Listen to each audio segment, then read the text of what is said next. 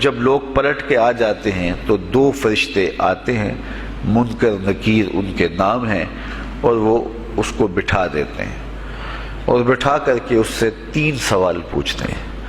پہلا سوال یہ ہوتا ہے من ربک، تیرا رب کون ہے؟ اب کوئی مانے یا نہ مانے، رب تو سب کا اللہ ہی ہے۔ اگر کوئی انکار بھی کرے تو اس کے باوجود اس کا رب کون ہے؟ اس کا رب اللہ ہے۔ تو دنیا کے اوپر کوئی اقرار کرے یا انکار کرے، لیکن نفس الامر میں، حقیقت میں اس کا رب اللہ ہی ہے۔ یہ تو حقیقت ہے، یہ تو طے شدہ ہے۔ لیکن جو عقیدہ دنیا پہ رہا ہوگا وہی عقیدہ اس کے لہجے میں آئے گا۔ اگر اس نے عملاً، رویتاً، قولاً، فعلاً اپنے اللہ کو اپنا رب مانا، رب کہتے ہیں کسی چیز کی تربیت اس کی استعداد ذاتیہ کے مطابق کرنے والا رب کہلاتا ہے۔ تو اللہ تعالیٰ جل شانہ ہم سب کا خالق بھی ہے، مالک بھی ہے، رازق بھی ہے، اور ہماری ضروریات کا وہ کفیل بھی ہے۔ وہ ہمارا رب ہے، اور صرف ہمارا رب ہی نہیں ہے، رب العالمین ہے، پورے جہانوں کا رب ہے، پوری کائنات کا رب ہے۔ خالق بھی سب کا وہی ہے اور رب بھی سب کا وہی ہے۔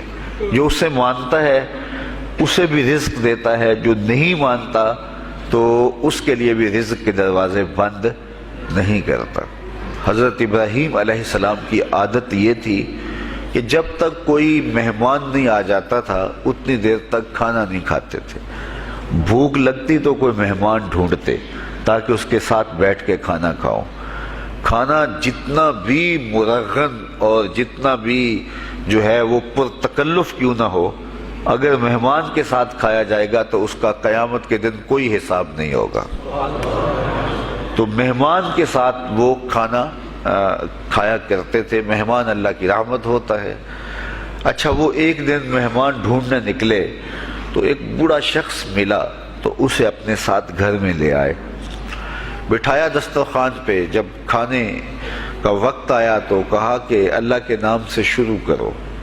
اس نے کہا میں تو اللہ کا نام نہیں لوں گا، میں تو بتوں کا پجاری ہوں، بتوں کو پوجنے والا ہوں۔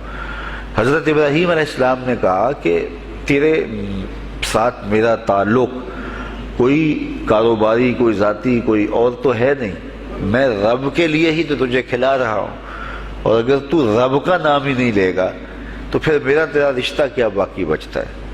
اس نے کہا میں چند لقموں کے لیے اپنے بتوں سے بے وفائی نہیں کر سکتا۔ وہ غالب نے کہا تھا نا کہ وفاداری بشرط استواری اصل ایمان ہے، مرے بت خانے میں تو کعبے میں گاڑو برہمن کو۔ اس نے اپنے انداز میں ایک بات کی تھی کہ وفاداری بڑی چیز ہوتی ہے، تو اس نے بتوں سے وفاداری کا بھرم رکھا۔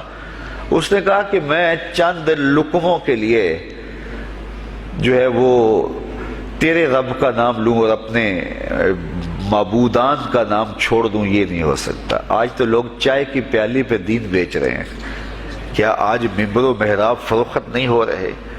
لیکن اس بوڑھے شخص نے کہا کہ میں چند لقموں کے لیے، چند ٹکڑوں کے لیے میں اپنے بتوں سے بے وفائی نہیں کر سکتا۔ حضرت ابراہیم نے کہا تو اگر بتوں کے ساتھ اتنی محبت رکھتا ہے تو پھر میں بھی رب کے نام کے علاوہ تجھے دینے پہ آمادہ نہیں ہوں۔ وہ دسترخوان سے اٹھ کے چلا گیا۔ وہ چلا گیا تو جبریل امین حاضر خدمت ہوئے، رب کا سلام دیا۔ اے ابراہیم، رب سلام دیتا ہے اور فرماتا ہے تو نے آج میرا ایک بندہ ناراض کر دیا۔ یا اللہ، وہ تیرا بندہ تھا، اس کو تو تیرا نام لینا بھی گوارا نہیں تھا۔ کہا ابراہیم اس کی عمر کتنی ہوگی؟ یا اللہ 80 سال کے قریب ہوگی۔ کہا اتنا عرصہ ہو گیا میں اس کو رزق دے رہا ہوں، تو ایک دن نہیں کھلا سکا؟ اب ابراہیم علیہ السلام اس کو ڈھونڈنے نکلے ہیں۔ وہ کسی پہاڑ پہ چڑھ رہا تھا، دور سے آواز دیو میاں آ جاؤ، کھانا ٹھنڈا ہو رہا ہے۔ اس نے کہا تم تو بڑے سخت تھے، لہجے میں، رویے میں تبدیلی کیسے آ گئی؟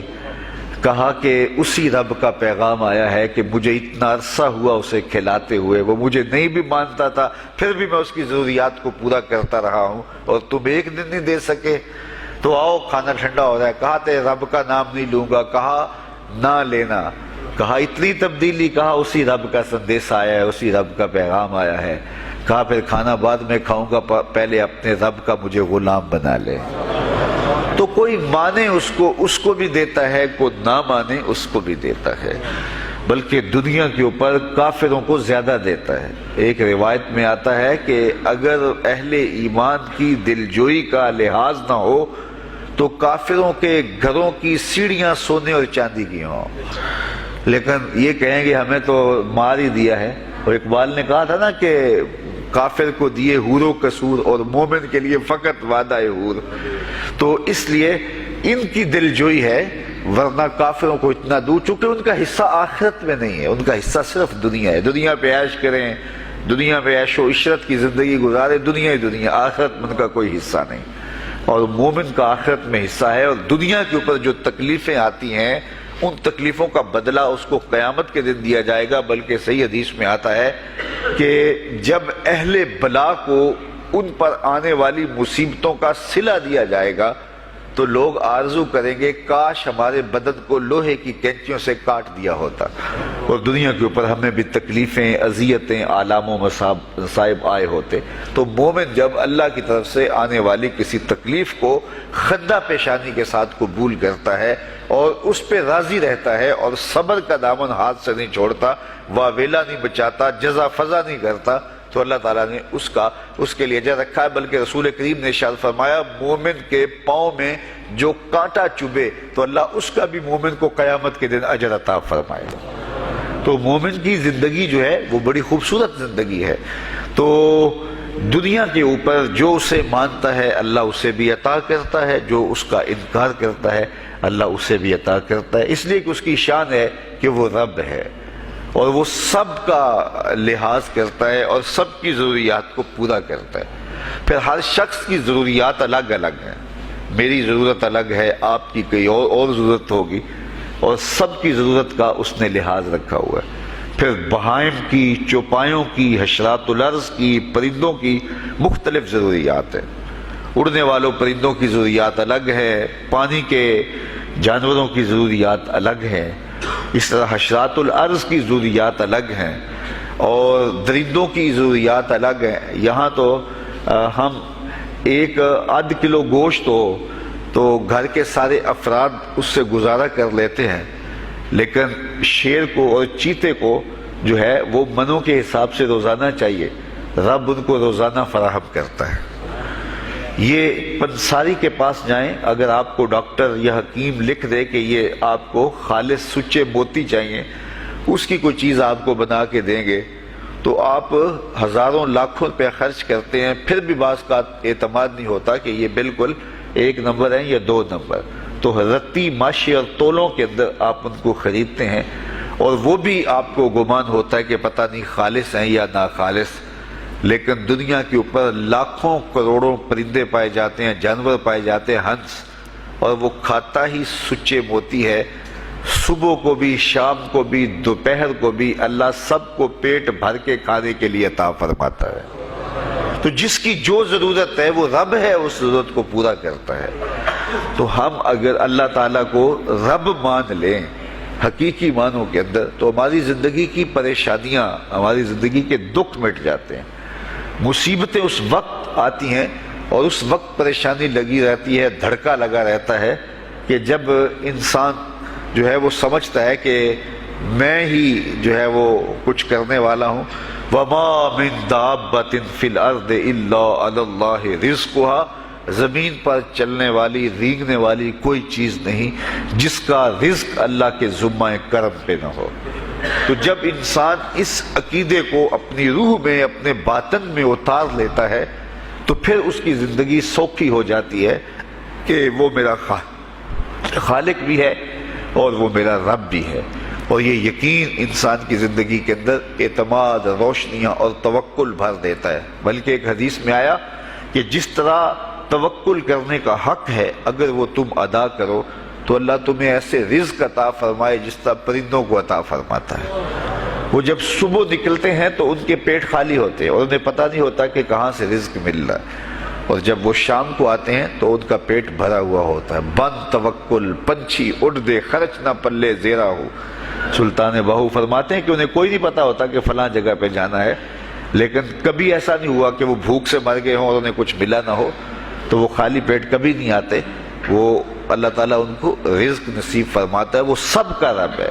تو اگر ہم اپنے رویے سے، اپنے عمل سے، اپنے عقیدے سے واقعی اللہ کو رب مانتے ہیں، تو پھر قبر میں جب سوال ہوگا من ربوں کا، تیرا رب کون ہے، تو پھر کبھی بھی جواب دیتے جھجک محسوس نہیں ہوگی۔ بندہ عرض کرے گا رب اللہ، میرا رب اللہ ہے اور میں اسی کو اپنا رب مانتا ہوں، میری ضروریات کی کفالت بھی اسی کے ذمہ کرم پہ، اور میرا تیقن، میرا یقین کہ وہ میرا رب ہے۔ یہ پہلا سوال ہوگا۔ دوسرا سوال قبر میں ہوگا، اور وہ یہ ہوگا کہ ما دینوں کا، تیرا دین کون سا ہے؟ مختلف ادیان دنیا کے اوپر موجود ہیں، لیکن اسلام کے بعد اب کسی اور دین کو قبول نہیں کیا جائے گا۔ ارشاد فرمایا کہ اللہ تعالیٰ اسلام کے علاوہ کسی اور دین کو قبول نہیں کرے گا۔ تو یہ اگر میں اپنے عمل سے، اپنے رویے سے، اپنے طرز زندگی سے، اپنے انداز معاشرت سے اسلام کو اپنے اوپر غالب کر لیا، تو پھر قبر میں جواب دیتے ہوئے کوئی جھجک محسوس نہیں ہوگی۔ بندہ عرض کرے گا کہ دینی الاسلام، میرا دین اسلام ہے، میرا طرز زندگی، میرا انداز معاشرت، میرا سبھی کچھ اسلام کی مطابقت میں تھا، اور میں اسی کو اپنا دین مانتا ہوں، صرف زبان سے نہیں، اپنے رویے سے بھی، اپنے طرز زندگی سے بھی، اپنے انداز معاشرت سے بھی۔ تو یہ جو ہم اسلام کے دائرے میں داخل ہوتے ہیں اور ہم اپنے دین کو اسلام قرار دیتے ہیں، تو دین انسان کی زندگی کے تمام شعبوں پر حاوی ہوتا ہے، اور اس کا طرز زندگی، اس کا انداز معاشرت اس کی مطابقت میں ہونا چاہیے۔ تو قبر میں یہ سوال پوچھا جائے گا کہ تیرا دین کیا ہے، باوجود کہ اللہ تعالیٰ جل شانہ کو پتہ ہے کہ اس کا دین کیا تھا، اللہ کو پتہ ہے کہ یہ کس کو رب مانتا تھا، لیکن قبر میں یہ سارا سلسلہ ہوگا، اور صحیح احادیث کے اندر ان سوالوں کا تذکر آیا ہے کہ یہ سوال پوچھے جائیں گے کہ تیرا دین کیا ہے۔ اب اس نے اگر اپنا طرز زندگی، اپنا انداز معاشرت اسلام کی مطابقت میں رکھا ہوگا، اور دین کو اس نے دین سمجھا ہوگا، اسلام کو ہی اپنا دین عملاً، رویتاً، ہر خوشی غمی کے موقع پہ اس نے اسلام کو ہی ترجیح دی ہوگی، تو پھر اس کو کوئی جھجک نہیں ہوگی جواب دیتے ہوئے کہ میرا دین اسلام ہے، میرے شب و روز، میری زندگی کے نشیب و فراز، میری زندگی کی کا ہر گوشہ جو ہے وہ اسلام کی مطابقت میں گزرتا تھا۔ تو پھر وہ سیدھا سیدھا جواب دے گا دینی الاسلام۔ اس لیے ہمیں اس سوال کی تیاری بھی کرنی چاہیے کہ ہماری نجی زندگی ہو یا ہماری اجتماعی زندگی ہو، ہماری گھریلو زندگی ہو یا ہماری معاشرتی زندگی ہو، ہماری ذاتی زندگی ہو یا ہماری سیاسی زندگی ہو، ہماری جس طرح کی بھی زندگی کے جو بھی شعبہ جاتے ہیں، سب میں ہم دین کو غالب کریں۔ ہم صرف مسلح کے مسلمان نہ بنیں کہ 5 نمازیں پڑھ لیں اور ہم کہتے ہیں مسلمان ہیں، روزے رکھ لیے، تراویح پڑھ لی، اور ہم نے جو ہے وہ زکوٰۃ دے دی اور حج کر لیا، تو اس سے ہم مطمئن ہو گئے کہ ہم مسلمان ہیں۔ اسلام ایک مکمل اور اکمل اور کامل ضابطۂ حیات ہے، اپنے ماننے والوں کو زندگی گزارنے کا پورا اسلوب اور مکمل کامل رہنمائی دیتا ہے۔ ہم نے ہمسایوں کے ساتھ سلوک کیسے کرنا ہے، یہ ہمیں اسلام بتاتا ہے۔ ہم نے بیوی کے ساتھ سلوک کیا کرنا ہے، یہ ہمیں اسلام بتاتا ہے۔ اولاد کی تربیت کیسے کرنی ہے، اسلام کی واضح تعلیمات ہیں۔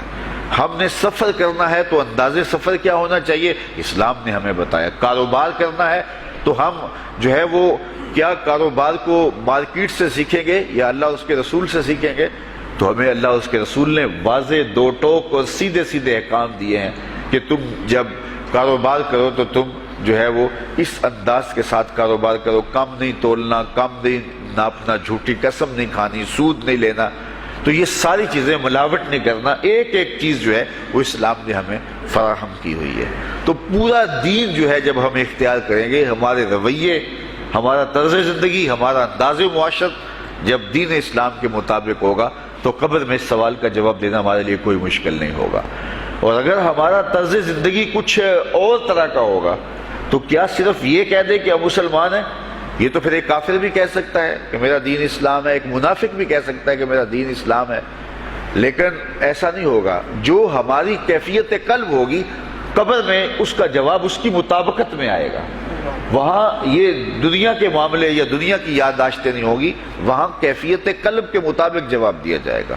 یہ کافر جواب نہیں دے سکے گا کہ میرا رب اللہ ہے، چونکہ وہ عمل سے، رویے سے اس کو اپنا رب نہیں مانتا ہے، تو حقیقتاً تو اس کا رب اللہ ہے، لیکن وہ یہ جواب نہیں دے پائے گا۔ اسی طرح جو شخص اپنے طرز زندگی کے اندر اسلام کو داخل نہیں کر چکا ہے اور اسلام کو اس نے اپنا ہادی رہنما نہیں بنایا ہے، تو وہ قبر میں اس سوال کا جواب کیسے دے سکے گا کہ میرا دین اسلام ہے، چونکہ اس کا رویہ، اس کا طرز زندگی اور اس کا انداز معاشرت ایسا نہیں رہا ہوگا۔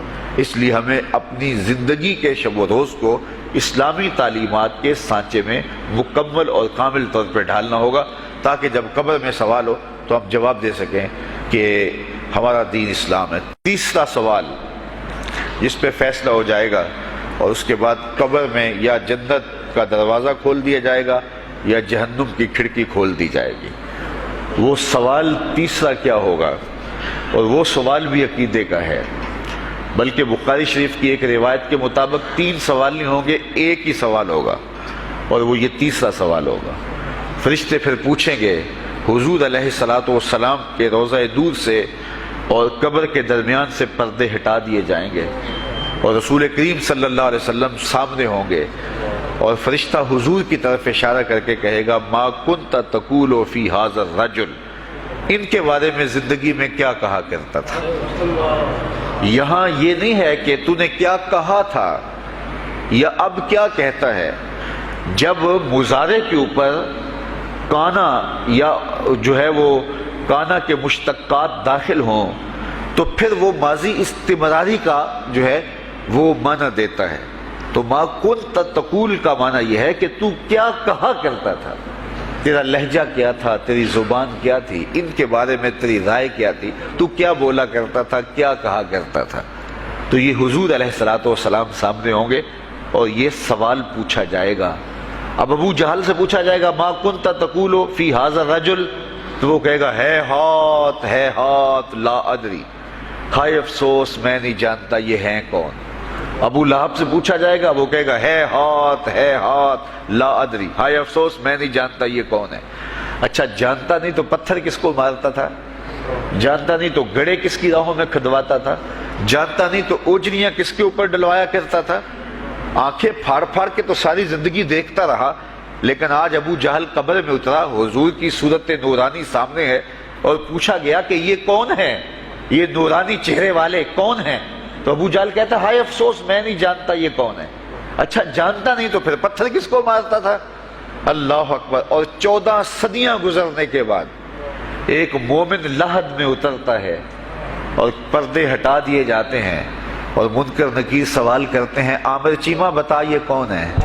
وہ کہتا ہے، پیچھے ہٹو، پہلے پائے ناز کو بوسہ تو کر لینے تو، میں تو مر کے پہنچا ہوں یہاں اس دل ربا کے واسطے، یہ تو میرے بخت جاگے کہ وہ میری قبر میں آئے۔ وہ کسی شاعر نے کہا نا کہ آئے وہ میرے مزار پہ گھونگھٹ اتار کے، آئے وہ میرے مزار پہ گھونگھٹ اتار کے، مجھ سے تو نصیب اچھے ہوئے میرے مزار کے، یہ تو بخت سنور گئے کہ وہ میری قبر میں آئے۔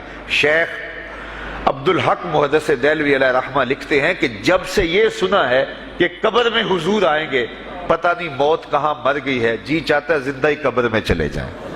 تو وہ کہے گا، پہلے مجھے پائے ناز کو بوسہ تو کر لینے دو، میں تو زندگی کے بھر میں انتظار ان کا کرتا رہا، اور ان کے بارے میں پوچھ رہے ہو یہ کون ہے؟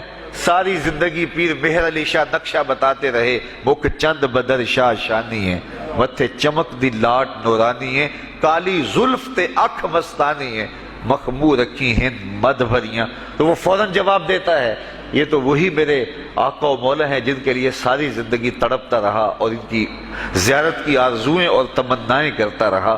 اچھا، ابو جہل ساری زندگی دیکھتا رہا تو وہ تو جواب نہیں دے پائے گا، وہ کہتا ہے، ہائے افسوس میں نہیں پہچانتا یہ کون ہے، ہاتھ لا ادری، مجھے نہیں پتا۔ اور 14 صدیاں گزرنے کے بعد ایک مومن لحد میں اترتا ہے تو وہ فوراً کہتا ہے یہ تو وہی ہیں جن کے لیے زندگی گزار آیا ہوں۔ تو جس نے دیکھا تھا وہ پہچان نہیں سکتا، اور صدیوں بعد جو دنیا کے اوپر آیا وہ فوراً پہچان بھی رہا ہے اور پائے ناز کو بوسے بھی کر رہا ہے۔ تو پھر اس کا کیا جواب ہوگا؟ تو اس کا جواب علامہ اقبال علیہ رحمہ نے دیا۔ وہ کہتے ہیں قبر میں یہ جو آنکھیں ہیں ان میں تو مٹی پڑی ہوگی، یہ تو بند ہوگی، دل کی آنکھیں کھلی ہوں گی۔ ابو جہل نے ان آنکھوں سے دیکھا تھا، یہ آنکھیں تو اب کھلی نہیں ہیں، تو ان سے وہ کیسے پہچانے گا؟ اور دل کی آنکھوں نے حضور کو دیکھا ہی نہیں تھا۔ اور یہ صدیوں گزرنے کے بعد جو مومن لحد میں اترتا ہے اس کی گو ان آنکھوں نے نہیں دیکھا تھا، لیکن در دل مسلم مقام مصطفیٰ است، مومن کے دل کے ڈیرے کے اندر مومن کے دل میں حضور ہی بستے ہیں، اس لیے اس کی آنکھوں نے، دل کی آنکھوں نے حضور کو دیکھا اور پہچان لیا، اس لیے کہ دل کی آنکھوں نے حضور پہلے بھی دیکھے ہوئے تھے اور دل آرزو میں مچلتا رہا، اس لیے دل کو پہچاننے میں دیر نہیں لگی۔ تو وہاں یہ آنکھ نہیں پہچانے گی، یہ آنکھ پہچانے گی، اس لیے اقبال نے دوسرے مقام پہ کہا دل بینا بھی کر طلب خدا سے کہ آنکھ کا نور دل کا نور نہیں۔ آنکھ کا نور اور ہے، دل کا نور اور ہے۔ تو اگر کوئی شخص دنیا کے اوپر دل کے نور سے بے بہرا رہا، قیامت کے دن یہ آنکھیں اسے فائدہ نہیں دے گی، بلکہ اللہ تعالیٰ نے خود قرآن مجید میں ایک مقام پہ فرمایا من کان فی ہذہ اعمی فہو فی الآخرۃ اعمی واضل سبیلا، جو اس دنیا میں اندھا رہا کل قیامت کے دن بھی نابینا اٹھایا جائے گا۔ اس سے ان آنکھوں کی بے نوری قطعاً مراد نہیں، کسی مفسر نے نہیں لکھا، بلکہ وہ تو واضح حدیث میں آتا ہے جو دنیا میں ان دو محبوب چیزوں سے آزمایا گیا، اللہ تعالیٰ قیامت کے دن اسے صلہ عطا فرمائے گا۔ یہ جو دنیا کے اوپر نابینا ہوتے ہیں، نابینا ہو جاتے ہیں یا پیدائشی نابینا ہوتے ہیں، تو یہ دنیا کی لذتوں سے اور دنیا کے نفعوں سے لطف اندوز نہیں ہو پاتے۔ یہ بہت بڑی آزمائش ہے، جہان اندھیر ہوتا ہے ان کے لیے، لیکن قیامت کے دن اللہ تعالیٰ اس کا بہتر صلہ ان کو عطا فرمائے گا جو دو ان محبوب چیزوں سے آزمایا گیا۔ تو اگر وہ دنیا پہ اندھا تھا اور حقیقی طور پہ، اور قیامت کے دن بھی اندھا اٹھایا جائے گا، یہ تو پھر مناسب نہیں ہوگا۔ تو یہ جو قرآن نے کہا جو دنیا میں اندھا رہا وہ قیامت میں بھی اندھا اٹھایا جائے گا، تو اس سے ان آنکھوں کی بے نوری قطعاً مراد نہیں ہے، اس سے دل کی بے نوری مراد ہے۔ تو دل اگر بینا ہوا، دل اگر روشن ہوا، تو پھر قبر کے اندر بھی دل دے دیوے دی روشنائی جاوے وچ زمینہ، تو پھر وہ معرفت رسول کا سبب ہوگا دل کا اجالا، اور پھر حشر کے اندر بھی جو ہے وہ دل کی آنکھیں روشن ہوں گی۔ تو جس نے اپنے قلب کو نور معرفت سے، نور ایمان سے اور نور محبت سے منور نہیں کیا ہے، تو وہ قبر کے اندر، حشر کے اندر نابینا ہی اٹھایا جائے گا، اور یہ قرآن کی صریح نص ہے۔ تو اب ابو جہل نے ان آنکھوں سے دیکھا ہے، لیکن جب سوال ہوتا ہے بتاؤ یہ کون ہے، تو وہ کہتے ہیں ہے ہاتھ لا ادری، افسوس میں نہیں جانتا۔ اور صدیاں گزرنے کے بعد ایک مومن لحد میں اترتا ہے، ظاہری ملاقات بھی نہیں ہے، جب اس سے پوچھا جاتا ہے یہ کون ہے، تو وہ کہتا ہوا محمد صلی اللہ علیہ وسلم، یہ تو وہی آقا ہے جن کے لیے ساری زندگی، جن کے تذکروں کی خوشبو سونگھتا رہا ہوں، تو مجھے تو جو ہے وہ ان کے پائے ناز کو بوسہ کر لینے دو۔ تو بتاؤ اس کے دل کی آنکھوں نے حضور کی معرفت حاصل کی اور حضور کو پہچان لیا، تو دل بینا بھی کر طلب خدا سے کہ آنکھ کا نور دل کا نور نہیں۔ تو حضور علیہ السلام کے حوالے سے جب سوال ہوگا، اگر اس سوال کا جواب نہیں آیا تو پھر جہنم کی کھڑکی کھول دی جائے گی، اور اگر اس سوال کا جواب آیا تو پھر جنت کے دروازے کشادہ کر دیے جائیں گے، اور جنت کی ٹھنڈی ہوائیں اس کی قبر میں آ جائیں گی، بلکہ حدیث میں آتا ہے اسے کہا جائے گا کہ نم کنومت العروس، ایسے سو جا جس طرح دلہن سوتی ہے۔ اور وہاں سے لے کر کے حشر تک کا سفر جو ہے اس کے لیے بہت لمبا سفر نہیں ہوگا، وہ ایسے ہوگا کہ جو ہے وہ ایک خوبرو کے گلے سے ہار گرے گا اور وہ موتی ٹوٹ کے گر جائیں گے، اور وہ اس کو چننے میں مصروف ہو جائے گا۔ اب یہ سارے موتی چن نہیں پائے گا کہ قیامت آ جائے گی۔ یہ مومن کے لیے اللہ نے آسانی رکھی، 50,000 سال کا دن ہوگا یوم محشر، لیکن جو مومن ہوگا اس کے لیے حشر کا اتنا بڑا دن ایسے ہوگا جتنا عصر کا وقت ہوتا ہے، تو اتنے تھوڑے وقت میں اس کے لیے گزر جائے گا۔ تو یہ 3 سوال قبر میں پوچھے جانے ہیں، ہر شخص سے پوچھے جانے ہیں، مومن سے بھی پوچھے جانے ہیں اور کافر سے بھی اور منافق سے بھی۔